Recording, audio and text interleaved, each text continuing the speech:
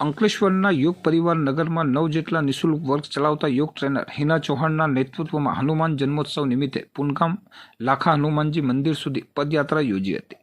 યોગ બોર્ડની જાંબલી ટી શર્ટમાં સુશોભિત અને બેનરો લઈ આશરે 150 જેટલા સાધકો વહેલી સવારે 5 કલાકે ત્યાગી હનુમાન મંદિરે આવી અને પુનગામ લાખા હનુમાન સુધી પદયાત્રા માટે નીકળ્યા હતા।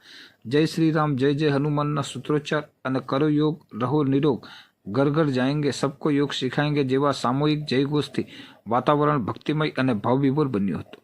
હિનાબેનની એક જ હાકલે આવેલ પદયાત્રીઓને લાખા મહારાજના મહંત લખનદાસ મહારાજ દ્વારા આવકારી સહુને આરતીનો લાભ આપી આશીર્વચન પાઠવ્યા હતા। હનુમાન ચાલીસાનું સામૂહિક પઠન થયું હતું। ભજનોની રમઝટ બાદ પુનગામના હનુમાનજી મંદિરના પટાંગણમાં સર્વ સાધકોએ ગરબાની રમઝટ બોલાવી હતી। આમ અંકલેશ્વરના યોગ પરિવાર દ્વારા ભક્તિભાવ અને હર્ષોલ્લાસથી હનુમાન જન્મોત્સવ ઉજવવામાં આવ્યો હતો।